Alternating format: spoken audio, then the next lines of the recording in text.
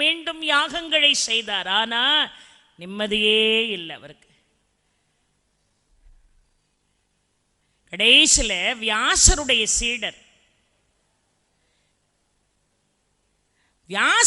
சீடர் அவரை சந்திச்சு சொன்னார், அப்பா உனக்கு வாழ்க்கையில நிம்மதி வேணும்னு சொன்னார். ஒரே ஒரு உபாயம் தான் இருக்கிறது, மகாபாரதத்தை இடையராது நீ படி.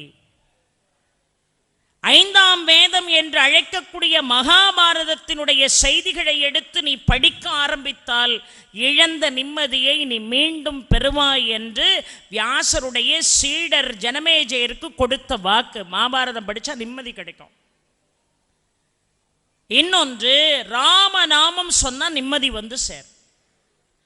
எங்களுக்கு நிம்மதியே இல்லைம்மா. எவ்வளவு நேரம் ஒரு நாளைக்கு 24 மணி நேரத்தில் பொழுதுபோக்குக்காக எவ்வளவு நேரங்களை நாம் செலவிடுறோம். இந்த மாதிரி ஒரு விழா வரும்போது தான் எல்லாரும் இங்கே வந்து உட்கார்ந்துருக்கோம். அது ரொம்ப மகிழ்ச்சியாக இருக்குது. ஆனால் மீதி நேரம் பூரா டிவி முன்னாடியே உட்கார்ந்துருப்போம். எவ்வளவோ நாட்களை எவ்வளவோ பொழுத வீணா நாம் கழிக்கிறோம். ஆனால் இறைவனுடைய நாமத்தை சொல்வதற்கு நேரம் இருந்தால் தான் கோயிலுக்கு வரோம், நேரம் இருந்தால் தான் சொல்கிறோம். ரொம்ப மனசு சரியில்லைன்னா வேற ஒன்றும் இல்லை, ஒரு அமைதியான இடத்துல போய் நீங்கள் உட்கார்ந்து ராம ராம ராம ராம ராம ராம ராம ராம சொல்லிக்கிட்டே இருங்க. இழந்த நிம்மதியை நீங்கள் பெற முடியும். ஏன் இதை சொல்கிறேன் என்று சொன்னார், பட்டாபிஷேகம் நடக்கிறது ராமனுக்கும் சீதைக்கும். முனிவர்கள் யோகிகள் எல்லாரும் வந்து கூடி வாழ்த்தி கொண்டிருக்கிறார்கள். அந்த இடத்துல ஆஞ்சநேயர் ஒவ்வொரு முனிவர்களையும் பார்த்து வணக்கம் சொல்றார். ஆஞ்சநேயர் ஒவ்வொரு முனிவர்களுக்கா வணக்கம் சொல்ற காட்சியை நாரதர் பார்த்து இங்க வாங்கன்னு கூப்பிட்டார். என்ன பண்றீங்க என்னார். வந்திருக்கக்கூடிய முனிவர்கள் ஒவ்வொருவரையா போய் வணக்கம் சொல்லிக்கிட்டு இருக்கேன் என்னார். எல்லாருக்கும் வணக்கம் சொல்லுங்க, தப்பு இல்லை. ஆனா அந்த உட்கார்ந்துருக்காரு பாருங்க ராமன் பக்கத்துல விஸ்வாமித்திரர், அவருக்கு மட்டும் வணக்கம் சொல்லாதீங்க. எல்லாருக்கும் வணக்கம் சொல்லுங்க, விஸ்வாமித்திரரை மட்டும் விட்டுருங்க அப்படின்னார் நாரதர். இவர் சொன்னார், என்ன விளையாடுறீங்களா? ராமன் தான் எனக்கு சகலமோ. அந்த ராமனுக்கே ஒருவர் குரு அப்படின்னு சொன்னா அது விஸ்வாமித்திரர். அவரை எப்படி வணங்காமல் இருப்பது அப்படின்னு கேட்டார். நான் என்ன சொன்னாலும் அதுல ஒரு நன்மை இருக்கும், தயவு செய்து விஸ்வாமித்திரரை வணங்காதீர்கள். சரி, நாரதர் சொன்னா ஏதோ ஒரு அர்த்தம் இருக்கும்னு நினைச்சு ஆஞ்சநேயர் விஸ்வாமித்திரருக்கு மட்டும் வணக்கம் சொல்லாம மீதி எல்லாருக்கும் வணக்கம் போட்டுக்கிட்டே போனார். விஸ்வாமித்திரர் இதை கவனிக்கல, இதை பெருசா எடுத்துக்கிடல. ஆனா நாரதர் சொல்லிட்டு நேரா விஸ்வாமித்திரர் பக்கத்துல வந்து உட்கார்ந்துக்கிட்டு பாத்தீங்களா எல்லா முனிவர்களுக்கும் வணக்கம் சொல்லிக்கிட்டு போறாரு இந்த ஆளு. நீங்க ராமனுக்கே குரு, உங்களுக்கு வணக்கம் சொல்லணும்னு இவருக்கு தோணுச்சா? உங்களை மரியாதை இல்லாம வணங்காம அவர் பாட்டுக்கு போயிட்டு இருக்காரு பாருங்கன்னு சொன்ன உடனே விஸ்வாமித்திரர் கோவம் வந்து நேர ராமன்கிட்ட போய் யாரு என்ன ஏதுங்கிற எந்த விவரத்தையும் சொல்லல. ராமா, உன்னிடம் ஒரே ஒரு கேள்வி கேட்கிறேன். நான் உன்னுடைய குரு. என்னை எவனாவது ஒருவன் அவமானப்படுத்தினான் என்று சொன்னால் அவனுக்கு நீ கொடுக்கக்கூடிய தண்டனை என்னன்னு கேட்டார். நான் யார் எவன் என்றெல்லாம் பெயர் சொல்ல மாட்டேன். என்ன ஒருத்தன் அவமதிச்சுட்டான், அந்த அபச்சாரத்துக்கு நீ என்ன தண்டனை கொடுப்பேன்னு கேட்டார். கொஞ்சம் கூட ராமன் யோசிக்கல. யாராக இருந்தாலும் அவருக்கு மரண தண்டனை தான். அதற்கு பிறகு விஸ்வாமித்திரர் சொன்னாரு, அந்த அபச்சாரத்தை செஞ்சது யார் தெரியுமா? இதோ நிற்கிறானே ஆஞ்சநேயன். உனக்காகவும் சீதைக்காகவும் இலங்கைக்கு தூதாக வந்தானே அந்த ஆஞ்சநேயன். என்ன சாதாரண ஆளா அவரு? ஆஞ்சநேயனுக்கு என்ன அழகா சொல்லின் செல்வன்கிற பட்டத்தை ராமன் தான் கொடுத்தார் இல்லையா? அந்த அளவுக்கு மனசுல வச்சு ஆஞ்சநேயர் ராமனை தியானம் செய்தார். ஆஞ்சநேயனை தன்னுடைய மனதிலே சுமந்தான் ராமன். இல்லாத உலகத்தெங்கும் இங்குவன் இசைகள் கூற கல்லாத கலையும் வேத கடலுமே என்னும் காட்சி சொல்லாலே தோன்றிற்றன்றே யார்கொலை சொல்லின் செல்வன் வில்லார் இளைய வீர வெறிஞ்சனோ விடைவலானோ. இவன் நான்முகனோ இல்லை இவன் சிவனோ என்று கேட்கக்கூடிய அளவிற்கு சொல்லின் செல்வன் என்கின்ற பட்டத்தை கொடுத்தவன் ராமன். சீதையினுடைய நிலை என்ன என்பதை அங்கு சென்று பார்த்துவிட்டு ராமனிடம் பிரகடனப்படுத்தியவன் ஆஞ்சநேயன். அப்பேற்பட்டவனுக்கு என்ன தண்டனை? மரண தண்டனை. என்னை அவமதித்த படைத்தவன் வேறு யாரும் அல்ல, இதோ நிற்கிறானே இந்த ஆஞ்சநேயன், நீ சொன்ன வாக்கிலிருந்து மீறமாட்டாய் அல்லவா என்று கேட்டார் விஸ்வாமித்திரர். என் வாக்கில மாற்றமே இல்லை என்று சொன்னார். என் வாக்கிலே மாற்றமே இல்லை, ஆஞ்சநேயனாக இருந்தாலும் இதான் தண்டனை. சீதையும் ராமனையும் தன்னுடைய மனதிலே வைத்து பூஜித்து தன்னுடைய மனசை கிழிச்சு காட்டினவன் ஆஞ்சநேயன். அவனுக்கு கிடைத்த வெகுமதி மரண தண்டனை. அதை நிறைவேற்று என்று சொன்னார் விஸ்வாமித்திரர். சொன்ன உடனே ராமன் மிக சக்தி வாய்ந்த ஒரு அஸ்திரத்தை எடுத்து அந்த அஸ்திரத்தை இப்பொழுது அனுப்புகின்ற பொழுது அது இப்பொழுது ஆஞ்சநேயனை நோக்கி வெகு வேகமாக போகிறது. வில்லையும் அம்பையும் ராமன் கையிலே எடுத்துக்கொண்டு அந்த அஸ்திர பிரயோகத்தை செய்கிறான். அந்த அஸ்திரம் வெகு வேகமாக ஆஞ்சநேயனை நோக்கி போகிறது. ஆனால் ஆஞ்சநேயன் கொஞ்சம் கூட கலங்கவில்லை. அந்த அரங்கமே கலங்கியது, ஆனா ஆஞ்சநேயர் கொஞ்சம் கூட கலங்கல. தன்னை நோக்கி ராமனுடைய மிக சக்தி வாய்ந்த அஸ்திரம் பயணித்து வருகிறது. ஆனால் அதை பற்றி கவலைப்படாமல் கண்களை மூடிக்கொண்டு ராமா ராமா ராமா ராமா ராமா ராமா என்று சொன்னார். ராமன் அனுப்பி அஸ்திரமாக இருந்த போதும் அது கூர் மழுங்கி கீழே விழுந்தது. அது கூர் மழுங்கி கீழே விழுந்துச்சு. அது உடனே பார்த்தாரு, எனக்கு நீங்க உத்தரவு கொடுங்க, நான் மிக பயங்கரமான ஒரு அஸ்திரத்தை அனுப்ப போகிறேன், என் குருவை நிந்தித்தவனை நான் விட்டு வைக்க மாட்டேன் என்று பிரம்மாஸ்திரத்தை ஏவுவதற்காக ராமன் தயாரானார். ராமன் பிரம்மாஸ்திரத்தை கையிலே எடுத்தான். ஆனால் ஆஞ்சநேயன் கலங்கவில்லை. ராமா ராமா ராமா ராமா என்று சொன்னவுடன் அஸ்திரத்தை செலுத்த ராமன் தயாராக இருந்தான். விஸ்வாமித்திரருடைய கைகள் ராமனுடைய கைகளை பிடித்து தடுத்து நிறுத்திச்சு. வேண்டாராமா, மிக பயங்கரமான அஸ்திரம் பிரம்மாஸ்திரம். அதை காட்டிலும் 1000 மடங்கு சக்தி வாய்ந்த இன்னொரு அஸ்திரம், அதற்கு பேர் பிரம்ம சீர்ஷ அஸ்திரம். இந்த பிரம்மாஸ்திரத்தை தாண்டி 1000 மடங்கு சக்தி கொண்ட பிரம்மசீர்ஷ அஸ்திரத்தை இப்பொழுது ஆஞ்சநேயனை பார்த்து நீ அனுப்பினாலும் ஆஞ்சநேயனை ஒன்றும் செய்ய இயலாத காரணம் அவன் சொல்லிக் கொண்டிருப்பது ராமா என்று உன்னுடைய நாமம் என்று விஸ்வாமித்திரரை சொல்கிறார் என்று சொன்னால் சாதாரணமான நாமம் அது அல்ல. ராமா ராமா ராமா ராமா 7 கோடி மந்திரங்கள் சொல்வதும் 10,000 முறை ராமநாமம் சொல்வதும் 100 முறை சிவாய நமம் சொல்வதும் ஒன்று. அந்த வலிமையை நீங்க தான் புரிந்து கொள்ளலாம். ராமநாமத்துக்கு அவ்வளவு பெரிய சக்தி. ரெண்டாவது ரொம்ப அழகா கிருஷ்ணா என்கின்ற நாமம். எவ்வளவு துன்பங்கள் நமக்கு வாழ்க்கையில் வந்தாலும் அவனை முழுமையாக நம்பி சரணாகதி அடைந்தால் கிருஷ்ணன் உடனடியாக வருவான். திரௌபதியினுடைய விஷயத்தில் என்ன நடந்ததுன்னு நமக்கு நன்றாக தெரியும். கிருஷ்ணா கிருஷ்ணா கிருஷ்ணா என்று அழைத்தால் கிருஷ்ணன் உடனடியாக வருவான். ஆனால் என்ன தெரியுமா, முழு நம்பிக்கையோடு அவனை நாம் நிச்சயமாக அழைக்க வேண்டும். கிருஷ்ணன் கேட்டதையெல்லாம் கொடுக்கக்கூடியவன். ஒருத்தர் ரொம்ப கிருஷ்ணன்ட்ட போய் அழுதானா, எனக்கு வாழ்கிறதுக்கு வழியே இல்லைப்பா, பொருளாதாரத்தில் ரொம்ப சீர்குலைஞ்சு போயிருக்கேன், யார் மனசுலையாவது பேசி ஒரே ஒரு பசுமாடு வாங்கி கொடுப்பா பொழைச்சிக்கிடுறேன்னா சொல்லிட்டு பசுமாட்டை படமாக வரைஞ்சி கிருஷ்ணர் பாதத்தில் வச்சுட்டு ராத்திரி வீட்டில் வந்து படுத்துட்டான். ஐயா கனவுல கிருஷ்ணர் போய் ஒரு பசுமாட்டை கொண்டு போய் கொடுப்பா அந்த அந்தணன் வீட்டிலன்னார். மறுநாள் அந்த அந்தணன் அழைச்சி ஐயா மாதிரி ஒரு பெரியவர் பசுமாட்டை தானம் கொடுக்காரு. பசுமாட்டையும் வாங்கிட்டு வீட்டுக்கு வந்துட்டான். குழந்தைகள் எல்லாம் சுற்றி சுற்றி பார்க்க வீட்டுக்கு வந்த மாட்டை. இவன் மட்டும் சோகமாக இருக்கான். பிள்ளைகள்லாம் கேட்டுது, வீட்டுக்கு தான் நீ கேட்டபடி பசுமாடு வந்துட்டப்பா, நீ ஏன் சோகமாக இருக்கேன்னு. கடவுள் கொடுத்ததே கொடுத்தான். நம்ம குறையுள்ள பொருளை கடவுளுக்கு தானமாக கொடுப்போமா? இப்போ நெய்வேத்தியம் வைக்கிறோம், சாமிக்கு சக்கரை பொங்கல் வைக்கிறோம், அதில் கொஞ்சம் கூட எச்சல் பற்றக்கூடாதுன்னு எவ்வளோ கவனமாக நைவேத்தியத்துக்கு தயார் பண்ணுறோம். சரி உப்பு இருக்கா இனிப்பு இருக்கான்னு பார்த்து கொஞ்சம் வாயில் அள்ளி போட்டுட்டா செய்கிறோம். இல்லை, நம்ம எவ்வளவு பக்குவமாக ஒரு பிரசாதத்தை படைக்கிறோம். ஆனால் நம்ம ஒரு பொருளை கேட்கும்போது அந்த மாதிரி குறையில்லாமல் அந்த கிருஷ்ணர் கொடுக்கணுமா இல்லையா? பசுமாட்டை கொடுத்த மனுஷன் வால் இல்லாமல் கொடுத்துட்டாரேன்னு வேதனைப்பட்டான். நேராக ஓடனா கிருஷ்ணர் சன்னிதானத்துக்கு. எப்போ உன்ட்ட பசுமாடு கேட்டு ஒன்று தானே கேட்டேன், 1000 பசுமாடாக கேட்டேன், அதை குறையில்லாமல் உனக்கு கொடுக்க தெரியலையா? வால் இல்லாத ஒரு மொட்டை வால் பசுமாட்டை எனக்கு கொடுத்துருக்கியன்னா பகவான் சொன்னார், என் பாதத்தில் நீ தானடா படம் வரைஞ்சி வச்சு அதை எடுத்து பாருன்னாரு. இந்த பையன் பசுமாட்டை அழகாக வரைஞ்சிருக்கான், வாழை வரைய மறந்துட்டான். கேட்டதை கேட்டபடி கொடுக்கக்கூடியவன் கிருஷ்ணன். நாராயணான்னு ஒரு மந்திரம் பெரியோர்களே, சாதாரணமான மந்திரம் அது அல்ல. மார்கழி திங்கள் மதி நிறைந்த நன்னாளால் நேராடப் போதுவீர் பொதுமினோ நேரிழையீர் சீர்மல்கு ஆய்வாடி செல்வச் சிறுமீர்கள் கூர்வேல் கொடுந்தொழிலன் நந்தகோமன் குமரன் ஏறார்ந்த கண்ணி யசோதை இளஞ்சிங்கம் கார்மேனி செங்கண் கதிர்மதியம் போல் முகத்தான் நாராயணனே நமக்கே பறை தருவான் பாரோர் புகழ படிந்தேலோரெம்பாவாயின்னு பாடினான். நாராயண மந்திரம் சாதாரண மந்திரமா? நாராயணனே நமக்கே என்று பாடினாள்.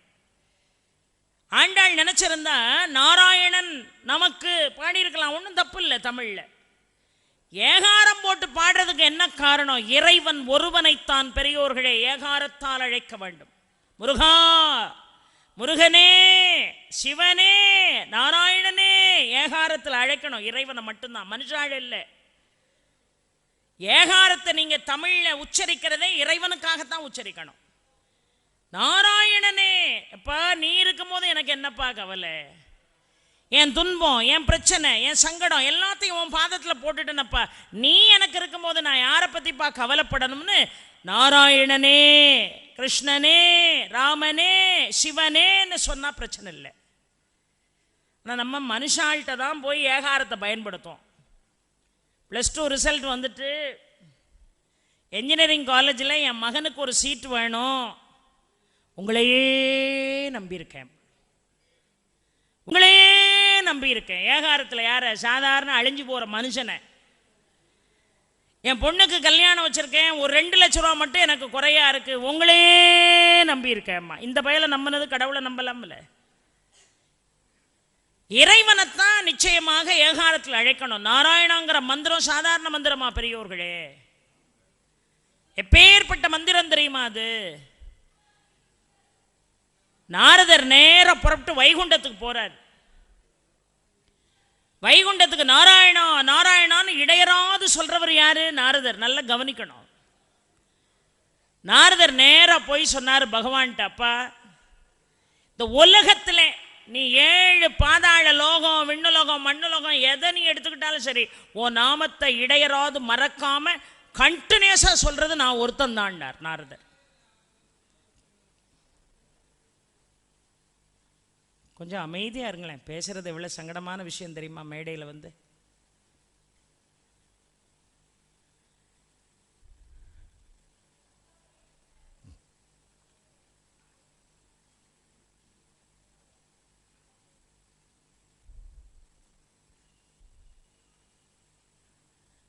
உன் நாமத்தை நான் இடையராது சொல்றேனப்பான்னார். அப்படியா? உலகத்தில் நீ இடையராது என் நாமத்தை சொல்றவனாக்கும் அப்படின்னார். ஆமா, சரி ஒன்று செய், என் கூட வா அப்படின்னு கருட வாகனத்தில் இப்போ நாரதரை ஏற்றிக்கிட்டு வந்தார். வந்து ஒரு வயக்காட்டில் கொண்டு வந்து நிறுத்தினார். அங்கே ஒரு விவசாயி வரப்பு மேலே கலப்பையை சுமந்துக்கிட்டு நடந்து வாரான். இவர் சொன்னார், நீ அவனை பாரு அப்படின்னு. இப்போ அந்த விவசாயி கலப்பையை எடுத்துக்கிட்டு வந்து வயக்காட்டுக்குள்ளே வந்து அந்த கிணத்துக்கிட்ட அந்த கலப்பையை இறக்கும் போது நாராயணான்னா. அதுக்கு பிறகு நாற்று நட்டினான், களை பிடுங்கினான், தண்ணியை பாய்ச்சா, சகல வேலைகளையும் வயக்காட்டில் செஞ்சான். சாயங்காலம் கருக்கலானவன கலப்பையை தூக்கி தோளில் வைக்கும்போது நாராயணான்ட்டு வீட்டுக்கு போயிட்டான். இவன் தான் என்னுடைய சிறந்த பக்தன் அப்படின்னார். கோவம் வந்துருச்சு நாரதருக்கு. ஏயா உன் நாமத்தை இடையராது சொல்கிற நான் பக்தன் இல்லை, 2 தடவை சொன்ன இவன் உனக்கு பெரிய பக்தனா அப்படின்னு கேட்டார். இங்கே பாரு, காலையில் அவன் என்ன செஞ்சான்? கலப்பையை எடுத்துகிட்டு வந்தான். கலப்பையை கீழே வைக்கும் போது நாராயணான்னா, வீட்டுக்கு போகும்போது நாராயணான்னா 2 தடவை சொல்லியிருக்கான்னார். இவர் கோவம் வந்துட்டு, எத்தனையோ தடவை உன் நாமத்தை சொல்கிறேன் லட்சக்கணக்கில், 2 முறை சொன்னதை பெருமையாக பேசிக்கிட்டு இருக்கேன்னா. உடனே கிருஷ்ணர் கேட்டார், சரியப்பா இன்னைக்கு எத்தனை தடவை சொன்னான்? இன்னைக்கு நான் சொல்லலையேன்னார். ஏன் அப்படின்னார். அவன் எத்தனை தடவை நாராயண மந்திரம் சொல்கிறான்னு பார்த்துக்கிட்டே இருந்தேன், அதனால அதை சொல்ல மறந்துட்டேன்னா. ஒரே ஒரு வேலை உனக்கு. என்ன வேலை? விவசாயி என்ன செய்கிறான்னு பார்க்குற வேலை. அந்த ஒரு வேலையை செய்கிறதுக்குள்ளே உன்னால் ஒரு தடவை கூட என்னுடைய நாமத்தை சொல்ல இயலவில்லை. ஆனால் நாற்று நட்டினா, களை பிடுங்கினா, தண்ணி பாய்ச்சா, வயக்காட்டில் வரப்ப வெட்டினா, ஆயிரம் வேலைகளை செய்த அந்த வேலை பழுவுக்கு நடுவிலும் 2 முறையாவது நாராயணா என்று அழைத்தானே, யார் உண்மையான பக்தன் என்று கேட்டான். தலை கவிழ்ந்து நின்றார்.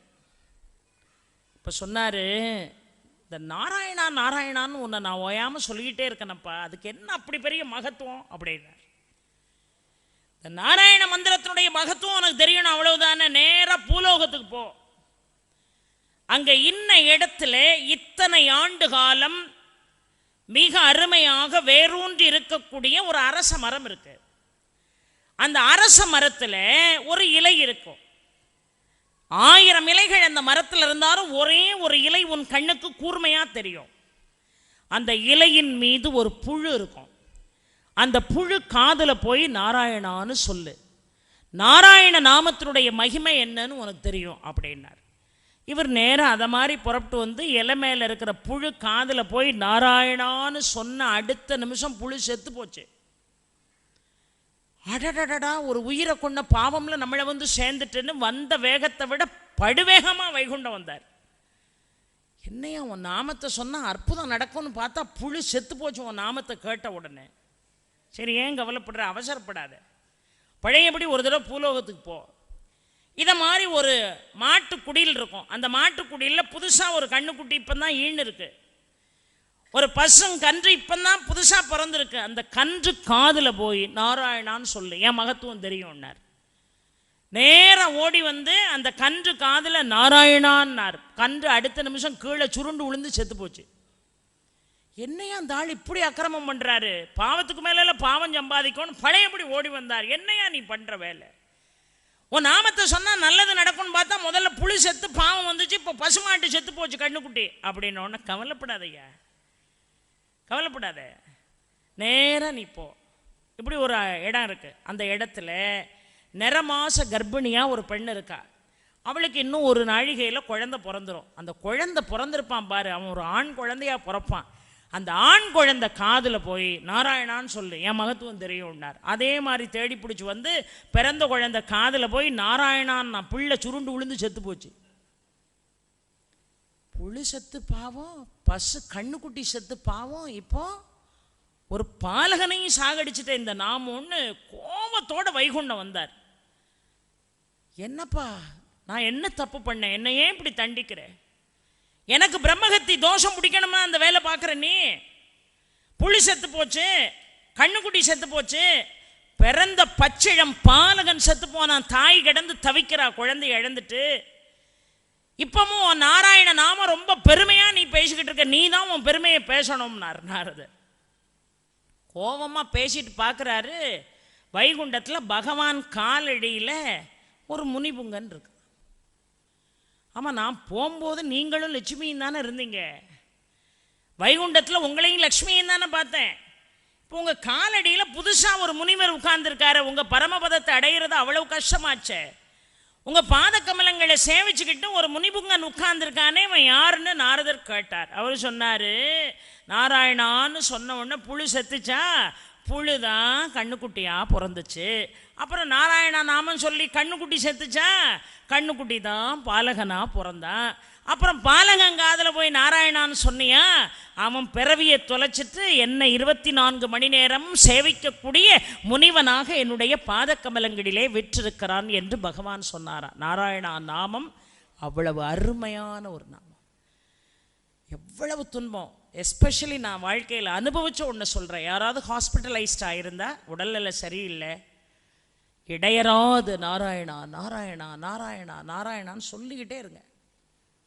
கண்டிப்பாக அதனுடைய பலனை இப்பொழுது நான் சொன்னால் உங்களுக்கு புரியாது, ஆனால் அதை அனுபவித்து பார்க்கின்ற பொழுது தான் உங்களுக்கு புரியும். அடுத்தாப்பில் ரொம்ப அழகாக சொன்னார்கள். ராமா, கிருஷ்ணா, நாராயணா, கோவிந்தாங்கிற நாமம். கோவிந்தாங்கிற நாமமும் சாதாரண நாமம் அல்ல பெரியோர்களே. வாழ்க்கையில் எந்த துன்பம் நமக்கு வந்தாலும், ஷார்ட் அண்ட் ஸ்வீட்டாக சொல்கிறேன், எந்த துன்பம் நமக்கு வந்தாலும் கோவிந்தா கோவிந்தா கோவிந்தான்னு நீங்க சொன்னீங்கன்னா அந்த துன்பம் மீண்டும் வருவதற்கு வாய்ப்பு என்பது இல்லை. உதாரணம் சொல்றேன், யாராவது மாண்டு போனவர்களை நாம் அழைத்து கொண்டு சிதைக்கு அழைத்து கொண்டு செல்கின்ற பொழுது சில பேர் பின்னாடி கோவிந்த நாமம் பாடிக்கிட்டே போவாங்க. என்ன பொருள்? மீண்டும் அவனுக்கு பிறவி ஒன்று ஏற்படாது என்று பொருள். பிறவி எடுத்து அந்த பிறவியை தொலைச்சிட்டு அவன் சிதையை நோக்கி போகிறான். மீண்டும் அவன் உயிர் பெற்று இந்த மண்ணுக்கு வந்து இந்த பிறவி பெருங்கடல்ல நீந்தி சிக்கி அவலத்திலே ஆழ்படக்கூடாது என்பதை தெள்ளத் தெளிவாக காட்டக்கூடிய மந்திரம் கோவிந்தா என்கின்ற நாமம். அது மாதிரி நரசிம்மா என்கின்ற நாமம். நரசிம்ம நாமம் சாதாரணமான நாமம் அல்ல பெரியோர்களே. ஆதிசங்கரருடைய மிக பிரதானமான சீடர் யாருன்னு கேட்டீங்கன்னா பத்மபாதர் இல்லையா? கங்கையினுடைய ஒரு கரையிலே ஆதிசங்கரர் நிற்கிறார், கங்கையினுடைய மறு கரையிலே பத்மபாதர் நிற்கிறார். கங்கை எப்படி பிரவாகம் எடுத்து ஓடும்னு எல்லாருக்கும் நல்லா தெரியும். இப்ப பத்மபாதரை இந்த கரையிலிருந்து பார்க்கக்கூடிய ஆதிசங்கரர் வாருங்கள் என்று அழைத்தார். குரு கூப்பிட்ட உடனே இடையில கங்கை ஓடுதுன்னே அவருக்கு சிந்தையில இல்லை. காலை எடுத்து வச்சு அவர் மாட்டுக்கு நடக்க ஆரம்பிச்சார். கங்காதேவி பார்த்தா குரு மேல எவ்வளவு ஒரு ஈடுபாடு இந்த சிஷ்யனுக்கு என்று சொல்லி கங்காதேவி அனுகிரகம் செய்து பாதம் எடுத்து வைக்கக்கூடிய இடங்களெல்லாம் ஒரு தாமரை மலர் உடனடியாக மலர்ந்ததான். அதனாலதான் அவர் பேரு பத்மபாதர்னு பேர். அவர் நரசிம்மர் மேல அளவு கடந்த பக்தி கொண்டவர் பத்மபாதர். காட்டில் போய் உட்கார்ந்து தவம் செய்கிறார். நரசிம்மன் நேர்ல பார்க்கணும், முகம் சிங்க முகம், உடம்பு மனுஷ ரூபம், இதை நான் நேரில் பார்க்கணும்னு போய் கடுமையாக ஆதிசங்கருடைய சீடர் பத்மநாபர் போய் தவம் செய்கிறார். தவம் செஞ்சுக்கிட்டு இருக்கார். அந்த காட்டு வழியா ஒரு வேடன் வாரா. வேடன் வந்து இவர்கிட்ட கேட்டான். ரொம்ப நேரம் அவரை பார்த்துக்கிட்டே இருக்கான். அவர் கண்ணை மூடிக்கிட்டே இருக்காரு தவம் செஞ்சுக்கிட்டு. அறியாத பாமரன் அவரை பிடிச்சி உலுக்கினான். நானும் ரொம்ப நேரமா பார்க்குறேன், கண்களை மூடி தவம் செஞ்சுக்கிட்டே இருக்கீங்க, சாப்பிட கூட இல்லை, பச்சை தண்ணி கூட வாயில வைக்கல, நீங்க ஏன் கண்ணை மூடிக்கிட்டே உட்கார்ந்துக்கிட்டு இருக்கீங்க அப்படின்னு கேட்டான். தவம்னே அவனுக்கு தெரியல. உடனே அவர் சொன்னார், உனக்கு சொன்னா புரியாதுப்பா, நீ உன் வேலையை பாருன்னார். இல்லை எனக்கு தெரியணும், ஏன் கண்ணை மூடிக்கிட்டே இவ்வளோ நேரம் உட்காந்துருக்கீங்க, அன்ன ஆகாரம் இல்லாமல், இதுக்கு பேர் என்னது அப்படின்னு கேட்டான். இதுக்கு பேர் தவம்பா, உனக்கு சொன்னா புரியாது, நீ புறப்படுன்னார். எதுக்கு இந்த தவம் செய்கிறீங்க கண்ணை மூடிட்டுன்னு கேட்டார். நான் வந்து நரசிம்மரை பார்க்கணுன்னார். அப்படியா, அவர் இந்த காட்டுக்குள்ளேயா இருக்காரு அப்படின்னு அந்த வேர்டன் கேட்டான். ஆமாம், எப்படி இருப்பார் அப்படின்னு கேட்டான். அது ஒரு சிங்க ரூபம் முகம், உடம்பு என்ன மனுஷ ரூபம், அதை தேடி அதை கண்ணால் பார்க்கணும்னு தான்ப்பா நான் இந்த தவம் பண்ணுறேன். உனக்கு இதெல்லாம் சொன்னால் புரியாதுப்பா, உனக்கு விளக்கமாக சொல்கிறதுக்கு எனக்கு இப்போ திராணி இல்லை, நேரமும் இல்லை, புறப்படுன்னார். நீங்கள் ஒன்றும் கவலைப்படாங்க, நீங்கள் மணிக்கணக்கில் சாப்பிடாம பச்சை தண்ணி கூட பருகாமல் உட்கார்ந்துருக்கிறத பார்த்து என்னால் சும்மா இருக்க முடியல. இந்த காட்டுக்குள்ளே தானே இருக்காருன்னு சொல்கிறீங்க, எப்படியாவது தேடி பிடிச்சி நான் கொண்டு வரனா இல்லையான்னு பாருங்கன்னு போயிட்டான். போய் எல்லாம் அடர்ந்த காட்டுக்குள்ளேயும் தேடுறான், முட்புதர்களுக்குள்ளெல்லாம் போகிறான். தன் கண்ணுக்கு எதிராக மான் ஓடுகிறது, முயல் ஓடுகிறது, நரி ஓடுகிறது. ஆனால் வேட்டையாடி சாப்பிடக்கூடிய மனோபாவம் கொண்ட அந்த வேடனுக்கு அன்னைக்கு தன்னுடைய பசியை தீக்கணுங்கிற எண்ணம் கூட இல்லை, வேட்டையாடலை. இந்த சிங்க ரூபத்தோட மானுட ரூபம் கொண்ட இந்த உருவத்தை எப்படியாவது தேடணும்னு அலைஞ்சு அலைஞ்சு கடைசிக்கும் தேட முடியல. பார்த்தா இனிமே என் வாக்கை காப்பாற்ற முடியாமல் ஆயிட்டு, சாயங்காலத்துக்குள்ள பொழுது அடைகிறதுக்குள்ள இந்த மிருகம் எங்கே இருந்தாலும் நான் கயிறை போட்டு கட்டி இழுத்துட்டு வரேன்னு அந்த தவயோகிகிட்ட நம்ம சொல்ல கொடுத்துட்டு வந்தோமே, இப்போ அந்த வாக்கை காப்பாற்ற முடியலையே, வாக்கை காப்பாற்ற முடியலன்னா இனிமேல் எதுக்கு உசுரோடு இருக்கணும்னு சொல்லி மலைக்கு மேலேருந்து கீழே குதிக்க போனான். இப்படியெல்லாம் ஒரு சம்பவம் நடந்திருக்குமான்னு உட்காந்து யோசிக்கப்படாது, நடந்திருக்கு. ஏன்னா இன்னைக்கு வாக்காவது மண்ணாங்கட்டி ஆகுதுங்கிறான் இன்னைக்கு. இப்போ நீ தானப்பா சொன்ன, அந்த வாக்கு மாறி பேசலாம், அன்னைக்கு சொன்னேன் இன்னைக்கு சொன்னா அப்படிங்கிறான். இன்னைக்கெல்லாம் சத்தியம்லாம் சக்கரை பொங்கல் ஆயிட்டு இந்த கலியுகத்தில். அன்னைக்கு ஒரு சாதாரண ஒரு வேடன் வாக்கை காப்பாற்ற முடியல, கொண்டு வந்து உங்க முன்னாடி நிறுத்துறேன்னு சொன்னமே அந்த நரசிம்மத்தை, நம்மளால முடியலைன்னு சொல்லி மலையிலிருந்து கீழே குதிக்க போற நேரம் நாராயணருக்கு மனசு வந்து என்ன செஞ்சார், நரசிம்ம ரூபத்தை எடுத்துக்கொண்டு அவன் முன்னால் வந்து நின்றார்.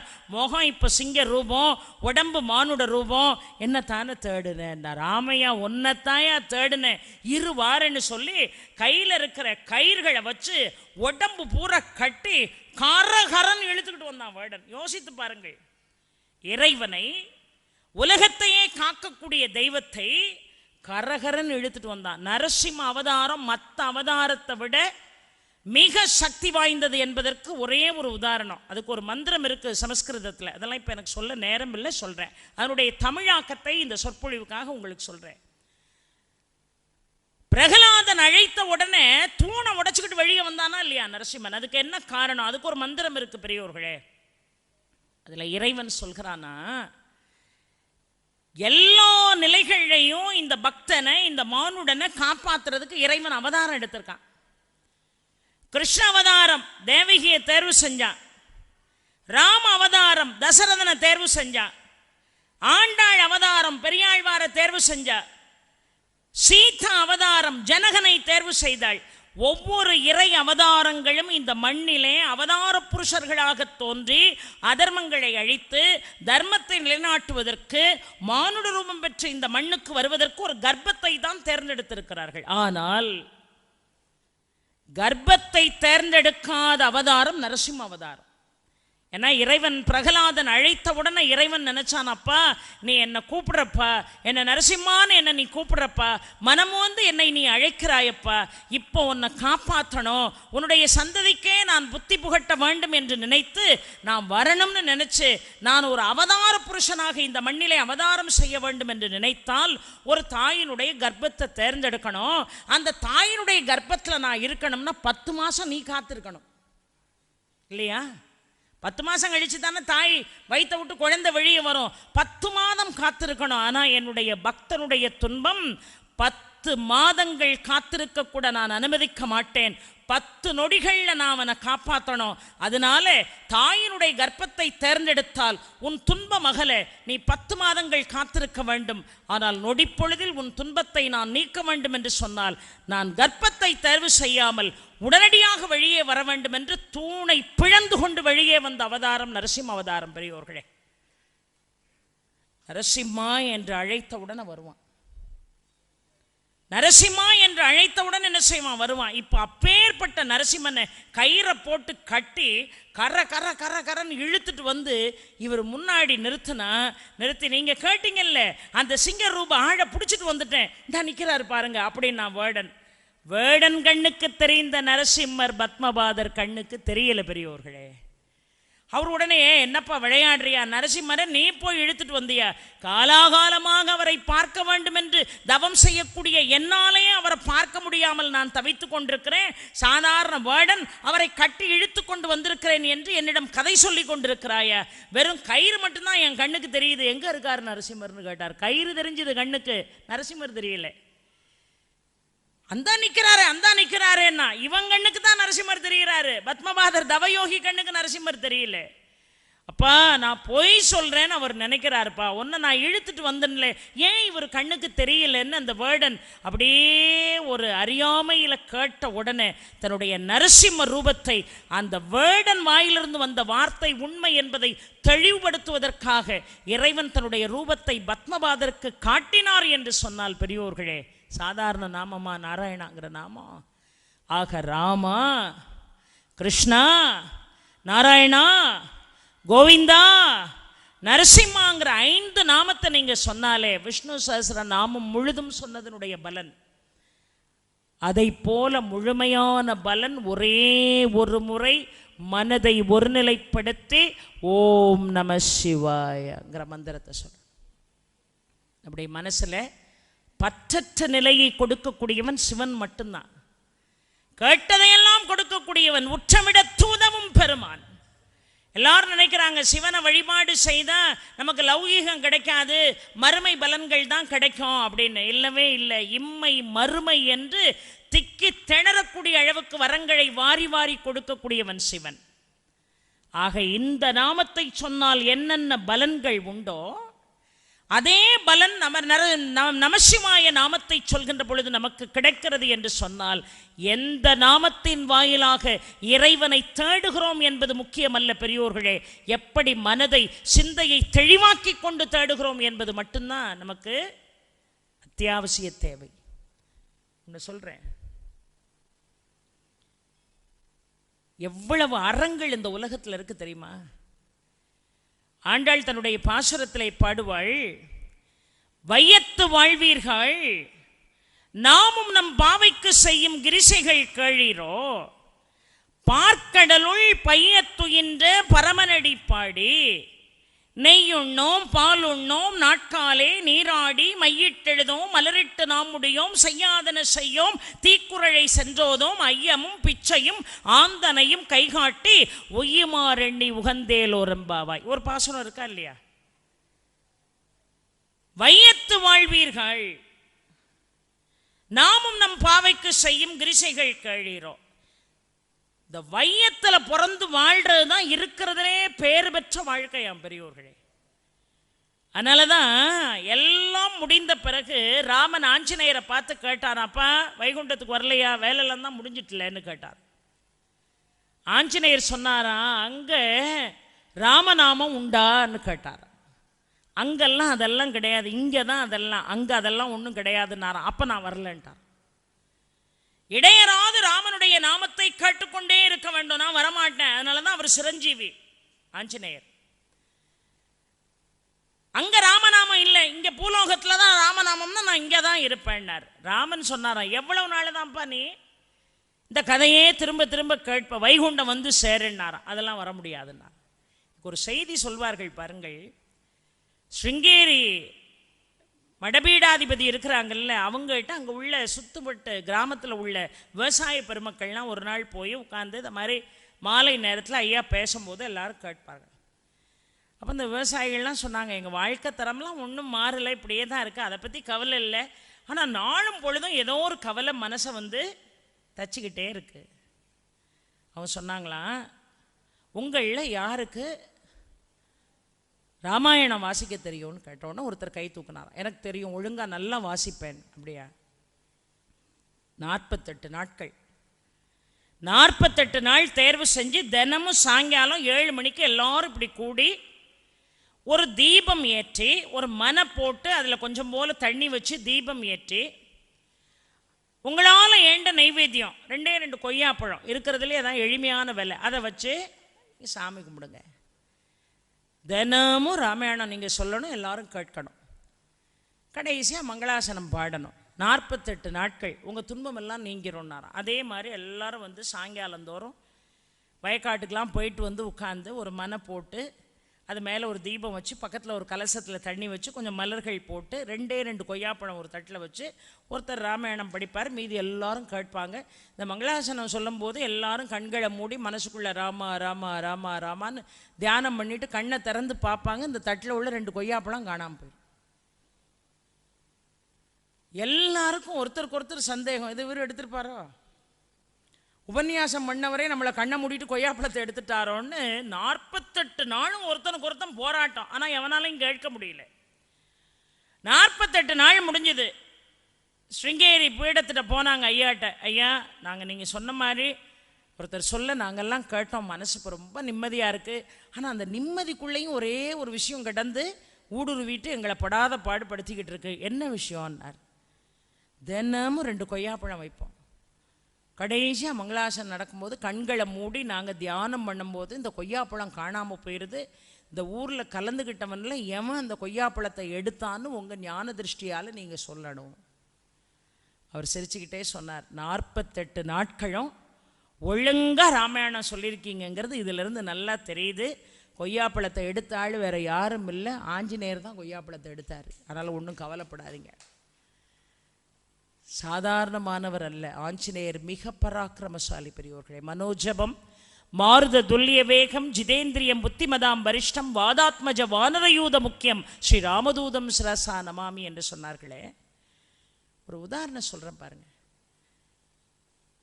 கல்லெல்லாம் தூக்கி குரங்கினங்கள் கடல் மேலே போட்டு அந்த கடலுக்கு மேலே பால் அமைச்சு ராமன் இலங்கை போனார்னு சொல்றமே, முதல்ல சுக்ரீவன், அனுமன், அந்த வானரப்படைகள் எல்லாம் சேர்ந்து இப்ப பாலம் அமைக்கணும் இலங்கை போறதுக்கு. கல்லை தூக்கி தூக்கி போட்டாங்க. கல்லு பூரா ஆழமான கடல்ல மூழ்கி மூழ்கி உள்ள விழுந்தது.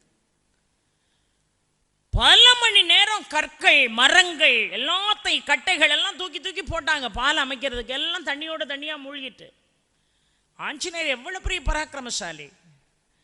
போட போட கல்லு பூரா தண்ணிக்குள்ள போய் மூழ்கி கிடந்த உடனே நேரம் ஆஞ்சநேயரும் சுக்ரீவனும் புறப்பட்டு ராமன்கிட்ட வந்து கேட்டாங்க, இந்த பாலத்தை அமைக்க சொன்னீங்க, கல் மரங்கரம் எல்லாம் தூக்கி போட்டு பார்த்துட்டோம், இந்த கடல் ரொம்ப ஆழமான கடல் போல, அதனால எல்லாம் மூழ்குதே தவிர ஒன்று கூட மிதக்க மாட்டேக்கே, எப்போ நாங்கள் பாலம் கட்டி தந்து எப்போ நீங்கள் இலங்கை போகிறது, மனசு ரொம்ப கவலையாக இருக்குன்னு சொன்ன உடனே ராமன் சிரித்து கொண்டே தூரத்தில் விளையாண்டுக்கிட்டு இருந்த 2 குட்டி குரங்குகளை காட்டினாராம். ஒருத்தன் பேர் நலன், இன்னொருத்தன் பேர் நீலன்.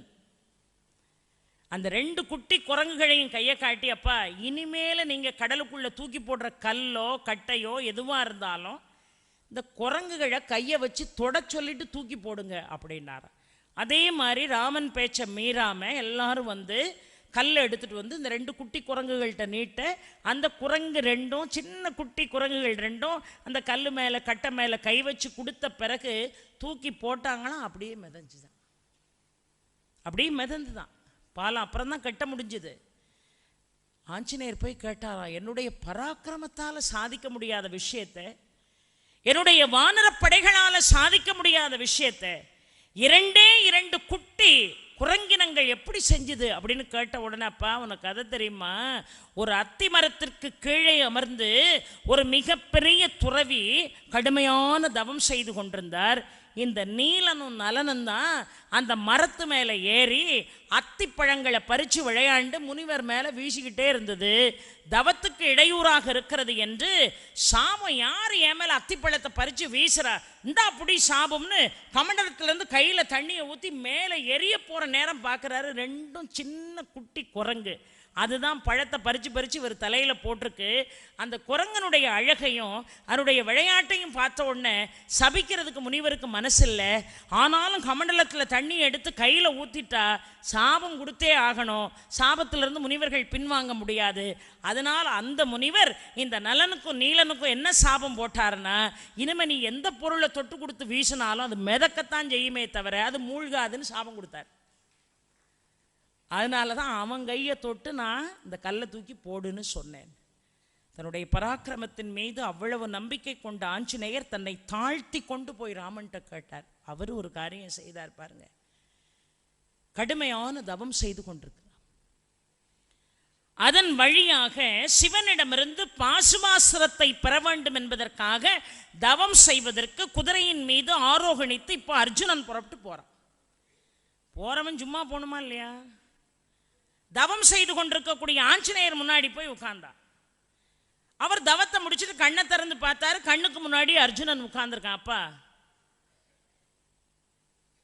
யாரை நோக்கி இவ்வளவு கடுமையான தவம் செய்கிறாய் என்று கேட்டான் அர்ஜுனன். ஆஞ்சநேயர் சொன்னாரு, நான் யாரப்பா நோக்கி தவம் செய்வேன், ராமன் என்பவன் என் உயிர் மூச்சு, ராமநாமத்தை இடையராது சொல்லி கொண்டிருக்கிறேன்னு சொன்ன உடனே, ஒரு பராக்கிரமசாலியினுடைய நாமத்தை சொன்னா பரவாயில்லை, இவ்வளவு ஆற்றல் பொருந்திய உன் ராமன் இந்த கடலை கடக்கிறதுக்கு இந்த குரங்கினங்களை பூரா கையில் வச்சுக்கிட்டு கல்லை தூக்கி போடு கட்டையை தூக்கி போடுன்னு பாலத்தை கட்டி போய் போராடின ஆளு தானே, அவருடைய நாமத்தை உட்கார்ந்து நீ இப்படி மணிக்கணக்கில் சொல்லணுமான்னு அர்ஜுனன் கேட்டானா. ஆஞ்சநேயர் கோவம் வந்துட்டார். ராம நாமம் என்ன சாதாரணம் நினைச்சியா, அதற்கு எவ்வளவு வலிமை இருக்கிறது தெரியுமா அப்படின்னாரா. அப்படி என்ன வலிமைன்னாரா, என் கையில் இருக்கக்கூடிய காண்டிபத்தை விடவா அதற்கு வலிமை இருக்கிறதுன்னு கேட்டான் அர்ஜுனன். ஏன் உன் காண்டிபம் அவ்வளவு வலிமையானது என்று சொன்னால் பாலத்தை இந்த கரையிலே நீ ஏற்படுத்த முடியுமான்னு கேட்ட உடனே ஒரு பெரிய கடலினுடைய எல்லையை கையிலே எடுத்துக்கொண்டு இப்ப என்ன செஞ்சானா, தன்னுடைய அம்புகளை கொண்டு பாலம் ஏற்படுத்தினான் அர்ஜுனன். பார்த்தாயா என் பராக்கிரமத்தை, பார்த்தாயா அம்புகளாலே பாலம் ஏற்படுத்தியதை பார்த்தாயான்னார். ஆஞ்சநேயர் சொன்னாரா, இதை நொடி பொழுதில் நான் நொறுக்கி விட்டால் என்று சொன்னார். இதை நொடிப்பொழுதில் நீ நொறுக்கி விட்டால் அடுத்த கணமே நான் நெருப்பை வளர்த்து தீக்குழித்து மாண்டு போவேன் அர்ஜுனன் சொன்னான். சரி, நொறுக்க முடியவில்லை என்று சொன்னால், என் அம்புகளுக்கு வலிமை இருந்தது என்று சொன்னால் நீ என்ன செய்வாய் என்று ஆஞ்சநேயரை பார்த்து கேட்ட உடனே, நிச்சயமாக நீ ஒரு அரசன், என்றாவது ஒரு நாள் உன்னுடைய நாட்டு சம்பந்தப்பட்ட போர் நடக்கின்ற பொழுது அந்த போரிலே உனக்கு துணையாக இருந்து நான் வெற்றியை தேடித் தருவேன், இல்லைன்னா நீ தீக்குளிக்கணும், ரெண்டில் ஏதாவது ஒன்று தான். இப்போ அந்த அம்பு பாலத்தை ஏற்படுத்தி விட்டான் அர்ஜுனன். இப்போ ஆஞ்சநேயர் அதை உடைக்கணும். நேரம் வந்தார், தன்னுடைய சுண்டு விரலை வைத்து அந்த பாலத்து மேலே அழுத்தினார். பாலம் சுக்கு நூறா நொறுங்கி போச்சு. சுக்கு நூறா நொறுங்கின உடனே அர்ஜுனனுக்கு ஒன்றும் முடியல. அவன் உடனே என்ன செய்தான், ஐயோ கிருஷ்ணா என்ன இப்படி கைவிட்டுட்டியப்பா. உடனே பேசின பேச்சில் இருந்து மாறாம நெருப்ப வளர்த்தான். கிருஷ்ணா, கோவிந்தா, கோபாலா, நான் தான் போறேன், என் மற்ற உடன்பிறப்புகளையாவது நீ காப்பாத்திருன்னு அந்த நெருப்பை சுத்தி வரும்போது ஒரு அந்தண ரூபத்தில் கிருஷ்ணனே வந்து நின்னான். ஒண்ணுமே தெரியாத மாதிரி, அப்பா நீ யாரு, ஏன் நெருப்புல விழுந்து சாக போறேன்னா நடந்த விஷயத்த ரெண்டு பேரும் சொன்னாங்க. உடனே கிருஷ்ணர் சொன்னார், இங்க பாரு, ரெண்டு பேருக்கு இடையில ஒரு போட்டி நடக்குன்னு சொன்னா தீர்ப்பு அவரவர்களே தீர்மானித்துக் கொள்வதா, ஒரு நடுவர் இருக்க வேண்டாமா, இப்ப நான் தான் நடுவர், போட்டியை முதல்ல இருந்து தொடங்குங்கன்றார். அப்படியா அப்படின்னு, என்னுடைய பராக்கிரமத்தின் மீது எனக்கு நம்பிக்கை இருக்கிறதுன்னா அர்ஜுனன், என் பராக்கிரமத்தின் மீது எனக்கு நம்பிக்கை இருக்கிறதுனார் ஆஞ்சநேயர், நான் தான் நடுவர், நான் சொல்றதான் தீர்ப்பு, போட்டியை தொடங்கலாம்னார். இப்ப அதே மாதிரி அம்புகளால பாலத்தை ஏற்படுத்தினான் அர்ஜுனன். பாலம் ஏற்படுத்தி முடித்த உடனே கிருஷ்ணன் ஆஞ்சநேயரை பார்த்து ஆஞ்சநேயா என்றார். நேர பாலத்து மேல அப்போ வெறும் சுண்டு விரல வச்ச ஆஞ்சநேயர் இப்ப முழு ரூபத்தையும் பாலத்து மேல தூக்கி நிறுத்தினாரு. பாலம் கொஞ்சம் கூட அசையவில்லை. ஆஞ்சநேயருக்கு ஒன்றும் ஓடலை. குதிக்கிறாரு, வாளால் அடிக்கிறாரு, ஆங்கிறாரு, ஊங்குறாரு, அசைய கூட இல்லை பாலம். இப்போ உங்களுக்குள்ள என்ன போட்டினார்?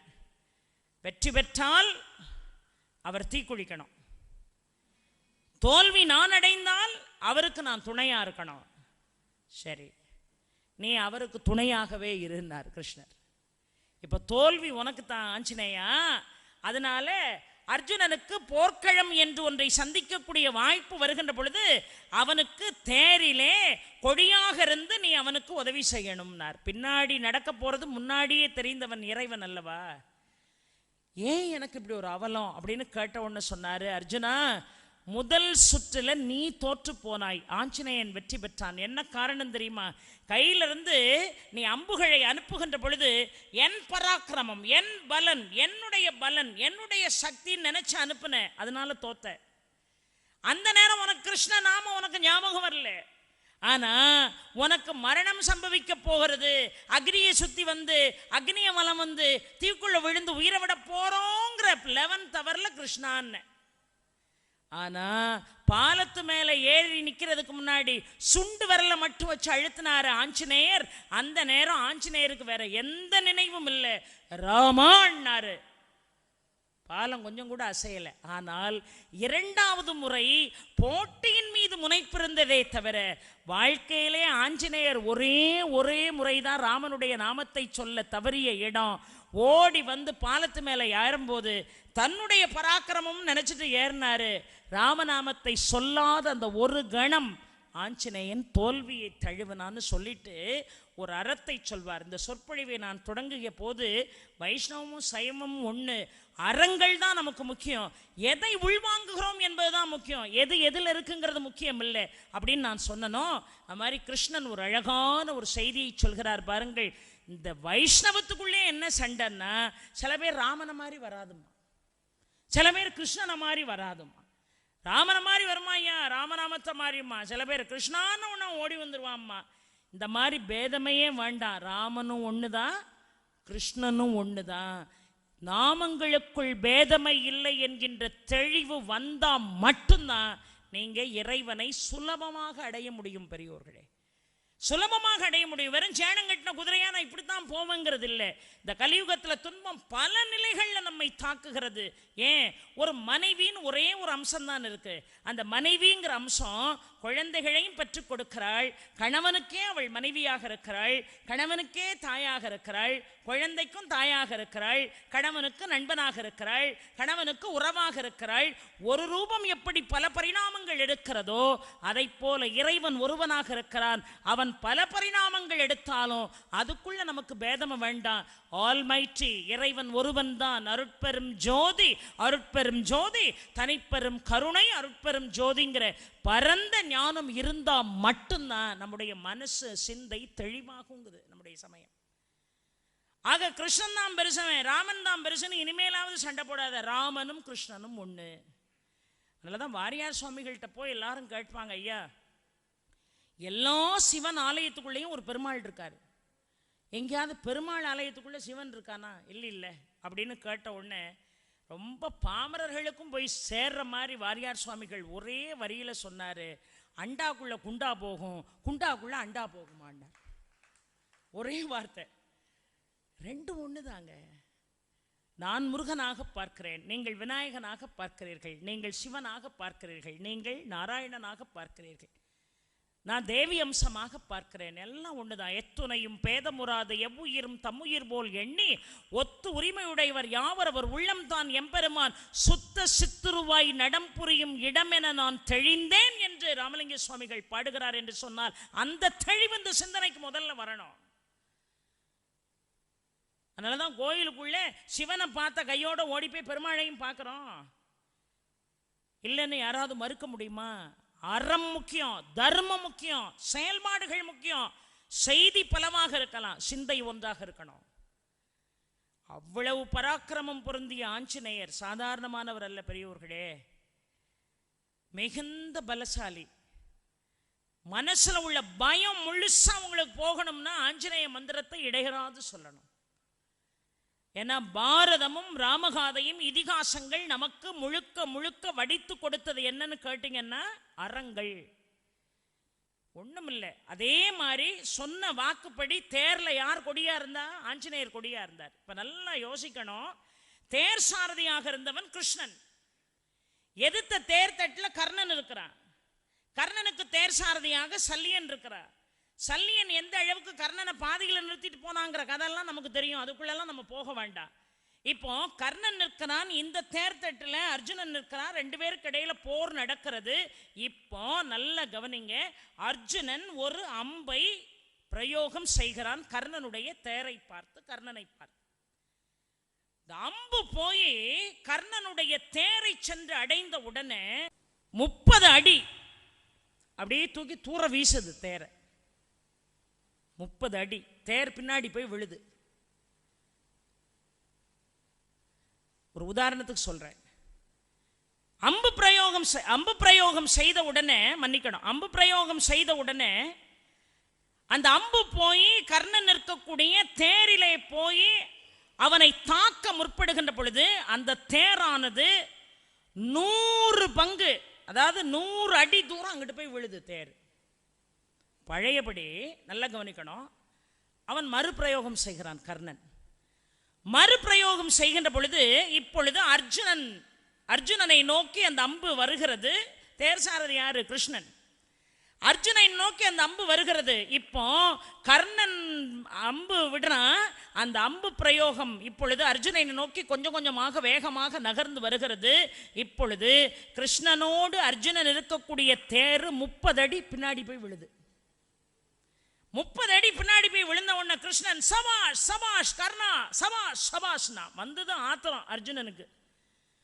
நம்ம அம்பு பிரயோகம் செஞ்சு அவன் தேர 100 அடிக்கு அங்கிட்டு தள்ளி இருக்கோம். அப்ப சபாஷ் போடாத கிருஷ்ணன், அவன் எதிராளின்னு தெரிஞ்சு அவன் அம்பு பிரயோகம் செஞ்சு இவனும் இந்த தேர்ல உட்கார்ந்துருக்கான். இவனோட சேர்த்து அந்த தேர் போய் 30 அடி தான் பின்னாடி போய் விழுந்திருக்கு. 100 அடி பின்னுக்கு தள்ளினவன் பெரியவனா, 30 அடி பின்னுக்கு தள்ளினவன் பெரியவனா? இந்த 30 அடி பின்னுக்கு தள்ளினவனே 100 அடி பின்னுக்கு தள்ளினவனை பக்கத்துல வச்சுக்கிட்டு சபாஷ் சபாஷ்னு இந்த ஆள் பாராட்டி வெறுப்பு ஏத்துறாருன்னா இது எவ்வளவு பெரிய கொடுமைன்னு நினைச்சான். அர்ஜுனனுக்கு எந்த விஷயத்தையும் கேட்கலன்னா தலை வெடிக்கும். கிருஷ்ணா அமைதியா இருந்தார் கிருஷ்ணர். கிருஷ்ணா எனக்கு ஒரு சந்தேகம், அதுக்கு நீ பதில் சொல்லணும்னார். கேளுப்பான்னார். உனக்கு மண்டை வெடிச்சிடும் கேளு அப்படின்னார். நான் ஒரு அம்பு பிரயோகம் பண்ணேன். 100 அடிக்கு அங்கிட்டு போய் விழுந்தான் கர்ணன் தேரோட. அவன் பதில் பிரயோகம் செஞ்சான். நம்ம 30 அடி தான் அங்கிட்டு போய் விழுந்தோம். 100 அடி தள்ளி போய் விழுந்த கர்ணனுடைய தேரு என்னுடைய பராக்கிரமத்தினால தான். ஆனால் அதை பாராட்ட உனக்கு மனசு இல்லை. அவன் கையிலிருந்து வந்த அம்பு என்ன 30 அடி உன்னோடு சேர்த்து பின்னுக்கு தள்ளினதுக்கு இவ்வளோ பெரிய பாராட்டு பட்டயம் கொடுக்குறியே, 100 பெருசா 30 பெருசா அப்படின்னா அர்ஜுனன். பகவான் கேட்டாரு, 100 பெருசா 30 பெருசாங்கிறது இருக்கட்டும், இப்ப நீ சொல்லு எது பெருசுன்னு. இப்ப நீ சொல்லு, கர்ணன் பெருசா நீ பெருசான்னு கேட்டார். கர்ணன் பெரியவனா நீ பெரியவனான்னாரு. ஏன் கிருஷ்ணா அப்படி கேட்கிறன்னு யோசித்துப்பார். அவங்க தேர்ல தனியா இருக்கான், நிராயுதபாணியா. நிராயுதபாணியா இருக்கிற கர்ணனே உன்னுடைய அம்பு சென்று 100 அடி தள்ளிச்சு, நான் இல்லைன்னு சொல்லல. ஆனா ஓன் தேர்ல கொடியில மிகப்பெரிய பராக்கிரமசாரியாக விளங்கக்கூடிய ஆஞ்சநேயர், பலம் பொருந்திய ஆஞ்சநேயர் இந்த தேர்ல தான் இருக்காரு.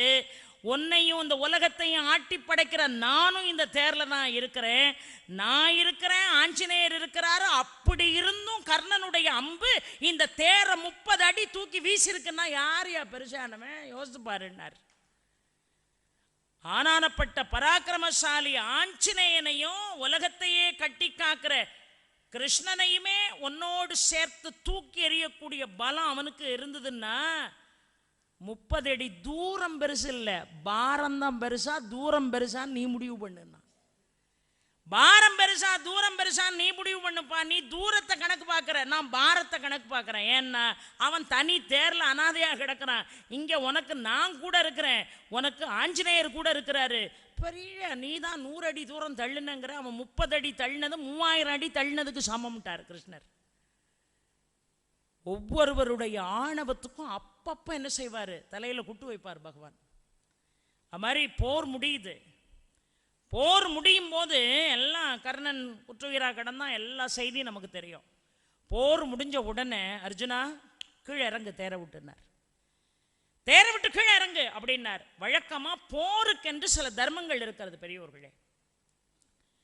எதிராளி தன்னுடைய ஆயுதத்தை இழந்து விட்டான் என்று சொன்னால் மீண்டும் அவன் ஆயுதங்களை தன்னுடைய கையிலே தாங்குகின்ற வரைக்கும் அவனை தாக்கக்கூடாது. ஒண்ணு. ரெண்டாவது, போர்க்களத்தில் எவனாவது கொடூரமான காயம் ஏற்பட்டு இனி போர்க்களத்துக்குள் நம்மால் நிற்க இயலாது என்று நினைத்து அந்த போர்க்களத்தை விட்டு வெளியே போகணும்னு நினைச்சு அவன் போறான் வைங்க, அவனை பிடிச்சு வச்சு தாக்கக்கூடாது. 2. மூணாவது, யாராவது குத்துயிரும் குலையுருமா கடந்து தண்ணின்னு அலறுகின்ற பொழுது நல்ல பராக்கிரமசாலியாக இருக்கக்கூடிய வீரன் அந்த அவல காட்சியை கண்ணால பார்த்துட்டு ஓடி போய் அவனுக்கு ஏதாவது தண்ணி கொடுக்கணும், தாகசாந்தி பண்ணணும்னு அவனுக்கு கைங்கரியம் சேவை செய்து கொண்டிருக்கின்ற வேளை இதுதான் சரியான தருணம் என்று நினைத்து ஆரோக்கியமா இருக்கிற வீரன் மேல அம்பு போடப்படாது. போர் தர்மத்துக்கு மாறான விஷயம். இப்படி நிறைய தர்மங்களை சொல்லும். அது மாதிரி போர் தர்மத்தில் இன்னொன்று என்னன்னு கேட்டீங்கன்னா, வெற்றி பெற்றவனை தேர் சாரதியா கிருஷ்ணன் இருக்கலாம், ஆனால் அம்பு பிரயோகம் செய்தவன் அர்ஜுனன். அந்த வெற்றி பெற்றவனை தேரிலிருந்து கைபிடித்து இறக்கிவிட வேண்டியது கிருஷ்ணருடைய கடமை, தேர் சாரதியுடைய கடமை. போர் தர்மம் தான்.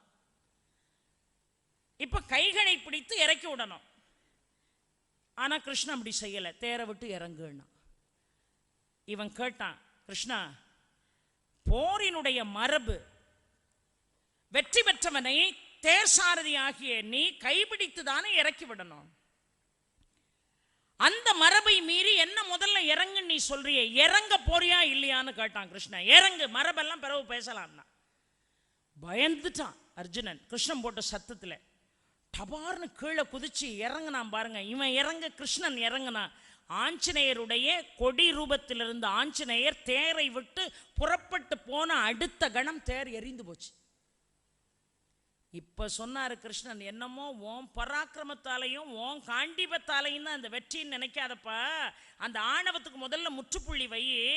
மந்திர சக்திகள் நிரம்ப பெற்ற ஆஞ்சநேயன் இந்த தேர்ல கொடியாக இருந்த காரணத்தினாலதான் கர்ணனுடைய அம்புக்கு நீ தப்பிச்சியே தவிர இல்ல கர்ணனை விட ஒரு சமமான ஒரு உயர்ந்த, உன்னை காட்டிலும் உயர்ந்த வீரன் லோகத்துல கிடையாதுன்னார். அவன் பரசுராமருக்கு சமமானவன். நீயாவது துரோணாச்சாரியார்ட்ட தான் எல்லாவற்றையும் கற்றுக்கொண்டாய். அவன் எல்லா வித்தைகளையும் தெரிந்த பரசுராமருடைய மாணவன், மறந்து விடாது. நானும் ஆஞ்சநேயரும் இருக்க போய் நீ உயிர் பொழைச்சியே தவிர ஆஞ்சநேயருடைய மந்திர சக்தி கர்ணன் அனுப்பிய அந்த அம்பு பிரயோகம் உன்னை தாக்கவில்லையே தவிர ஆஞ்சநேயர் மட்டும் இந்த தேர்ல இல்லைன்னா உன் கதை என்னைக்கோ முடிஞ்சிருக்கும், நீ ஒன்ன பெரிய வீரன் நினைச்சுக்கிடாதன்னார். எந்த ஒரு மனிதனாக இருந்தாலும், எந்த ஒரு செயல்பாடு செய்பவனாக இருந்தாலும் முதல்ல நமக்கு தெளிவு வர வேண்டியது அகந்தை, ஆணவம், செருக்க தூக்கி தனியா வைக்கணும். அப்பதான் இறைவனுடைய அனுகிரகம் நமக்கு நிச்சயமாக வந்து சார். பாரதத்தில் எவ்வளவு பெரிய சூட்சமங்கள் எல்லாம் நடந்திருக்கிறது தெரியுமா? சாதாரணம் இல்லை. முக்காலமும் உணரக்கூடியவன் பாண்டவர்களில் யாரு? சகாதேவன் இல்லையா? சகாதேவனுக்கு மட்டும் அந்த சக்தி எப்படி வந்தது? போர்க்களத்தில் 2 பேரும் சந்திக்க போறாங்க. கௌரவர்களும் பாண்டவர்களும் களபலி கொடுக்கணும். நாளை குறிச்சு எதிராளி வந்து சகாதேவன்கிட்ட கேட்கிறான், எனக்கு நல்ல நாளை குறிச்சு கொடு. களபலி சரியான திதியில் கொடுப்பவனுக்கு தான் வெற்றி. ஆனா துரியோதனனை எதிராளி நினைக்கல. சகாதேவன் அழைத்து கொண்டு போய் அமர வைத்து அவன் காலில் விழுந்து அண்ணா வாங்கன்னு வரவேற்று, உங்களுக்கு நான் என்ன செய்யணும்னு கேட்டான். களபலி கொடுக்கறதுக்கு நாளை குறிச்சு கொடுப்பா, எனக்கு வெற்றி வேணும்னு சொன்னா. இவன் எதிராளின்னு நினைக்கல. உண்மையாகவே களபலி கொடுப்பதற்கு மிக உன்னதமான நாள் அமாவாசை திதி தான். அன்னைக்கு கொடுங்க, உங்களுக்கு வெற்றி கிடைச்சிரும்னா. அடடா, இந்த பயப்படி ரகசியத்தை உடைச்சிட்டானேன்னு சொல்லிட்டு தான் அமாவாசைக்கு முந்தின நாள் உட்காந்து இவர் திதி கொடுத்துக்கிட்டு இருப்பாரு கிருஷ்ணர். என்னடா நாளைக்கு தானே அமாவாசை, இன்னைக்கு போய் இவர் தர்ப்பணம் பண்ணிக்கிட்டு இருக்காருன்னு சூரியனும் சந்திரனும் கீழே வந்துருவாங்க. என்ன கிருஷ்ணா, நாளைக்கு தானே அமாவாசை, இன்னைக்கு யாருக்கு பிதர்களுக்கு தர்ப்பணம் பண்ற அப்படின்னு கேட்டோன்னு இன்னைக்கு தான் அமாவாசை பார். இன்னைக்கு எப்படி அமாவாசை? சந்திரனும் சூரியனும் நேருக்கு நேரம் சந்திக்கிற அன்னைக்கு தானப்பா அமாவாசை. இப்போ நீங்கள் 2 பேரும் நேருக்கு நேரம் சந்திச்சுக்கிட்டு தானே இருக்கீங்க, அப்போ இன்னைக்கு தானே அமாவாசைன்றுவார். அன்னைக்கு களபலை கொடுக்க சொல்லி பாண்டவர்களுக்கு வெற்றியை தேடி தந்தவன் கிருஷ்ணன். சகாதேவன் அப்படி முக்காலமும் உணரக்கூடிய ஞானி. எது நடந்தாலும் அவனுக்கு தெரியும், முன்கூட்டியே தெரியும். ஒன்றும் இல்லைங்க, பாண்டு இறந்து போயிடுறான். பாண்டு செத்து போன உடனே பாண்டவர்களுடைய அப்பா குந்தியினுடைய கணவன் பாண்டு சாக போறான். சாக போறதுக்கு முன்னாடி தன்னுடைய 5 குழந்தைகளையும் கூப்பிட்டு சொன்னான், அப்பா நான் செத்த உடனே என் உடம்பை எரிக்காதீங்க, என்னுடைய இந்த திரேகத்தை தயவு செய்து தகனம் செய்யாதீர்கள். நான் மாண்டு போன உடனே என்னுடைய உடம்பை கூறிட்டு நீங்க எல்லாம் சாப்பிட்டுருங்க சொன்ன உடனே ஏன்னு கேள்வி கேட்காதீங்க, சாப்பிட்றீங்க. உங்க அனைவருக்கும் முக்காலமும் உணரக்கூடிய ஆற்றல் உங்களுக்கு தானாக வந்து சேரும்னு சொன்னார். இதை ஒட்டு கேட்ட ஆள் யார் தெரியுமா? நம்ம கிருஷ்ணர். அடாடாடா, என்னடா இது, இந்த உடலை கூறு போட்டு 5 பேரையும் சாப்பிட சொல்லி 5 பேரும் முக்காலத்தை உணர்ந்துட்டான்னா பூமி பாரத்தை தீர்க்கிறது எப்படின்னு சொல்லிட்டு, எப்பா பைத்தியக்கார மாதிரி உங்க அப்பா சொல்லிட்டு செத்து போயிருக்கான், இவன் உடம்ப கூறு போட்டு எவனாவது சாப்பிடுவானா? செத்தவனை மரியாதையா தகனம் பண்ணணுமா இல்லையா? சும்மா அவன் தான் பைத்தியாரதனமா சொல்லிட்டு செத்தான்னா நீங்களும் அதை பிடிச்சிக்கிட்டு ஆடுறதா? வா எல்லாரும் புறப்பட்டு போய் விறகு எடுத்துட்டு வருவோம், இவனை தகனம் பண்ணன்னு எல்லாரையும் கூப்பிட்டு போனான். ஆனா சகாதேவனை விட்டு போயிட்டான். இங்க ஏதாவது மிருகங்கள் உங்க அப்பா உடம்ப பிடிச்சி இழுத்து போட்டுறாமப்பா, குணத்துக்கு பாதுகாவலாயிருன்னு விட்டுட்டு மிச்சம் 4 பேரையும் கூட்டிட்டு போய் விறகு சமந்துட்டு வாரான். 4 பேர் விறகு கொண்டு வந்த மாதிரி கிருஷ்ணனும் விறகு சமந்துக்கிட்டு வாரான். இப்போ தலையில வச்சு விறகு சமந்துக்கிட்டு வாரான். இப்போ இவங்க வர்றதுக்குள்ள என்னுடைய சடலத்தை எடுத்து சாப்பிட்டீங்கன்னா முக்காலமும் தெரியும் நம்ம தகப்பனார் சொல்லிட்டு செத்தாரு, அவர் வாக்கை நம்ம காப்பாற்றணுமேனு கிருஷ்ணன் வர்றதுக்குள்ள பாண்டு சுண்டு வரல உடைச்சி அவன் வாயில போட்டு தின்னுட்டான் சகாதேவன். அதனால தான் அவனுக்கு மட்டும் முக்காலத்தை உணரக்கூடிய சக்தி வந்தது. சுண்டு வரல வாயில போட்டு விழுங்கிட்டு உட்கார்ந்து பார்க்கறான். இந்த 4 பேரும் விறகு சுமந்துட்டு வராங்க. எல்லார் தலையிலையும் விறகு இருக்கு. ஆனா கிருஷ்ணன் தலையில விறகு சுமந்துட்டு வாரான். ஆனா தலை மேல விறகு இல்லை, 5 அடிக்கு மேல விறகு பறந்து வந்துகிட்டு இருக்கு. இவன் பார்த்துக்கான், டே இவனும் விறகை தூக்கிட்டு வர்ற மாதிரி என்னமா நடிக்கான் நம்ம கிருஷ்ணன். வந்து இந்த 4 பேரும் விறகு சமந்த கழைப்பில் விறகை கீழே போட்டுட்டு அப்பாடன்னு உட்கார்ந்தாங்க. கிருஷ்ணனும் இப்போதான் ரொம்ப பாரத்தை சுமந்துட்டு வந்தவன் தாங்க முடியாது போல அவனும் கீழே அப்பா என்னமா சோர்வா இருக்குன்ட்டு உட்கார்ந்தா. சகாதேவன் கேட்டான், கிருஷ்ணா 4 பேரும் வந்து அப்பாடன்னு உட்கார்றதுல ஒரு நியாயம் இருக்கு. காரணம் அவன் தலையில வச்சு விறகு சமந்துட்டு வந்தான். நீ என்னமோ விறக சமந்துட்டு வந்த மாதிரி ரொம்ப சோர்வா அப்பாடங்கிய, நீ ஏன் விறக சமந்துட்டு வந்த? நீ விறக சமக்கும் போதே விறகு உன் தலைக்கு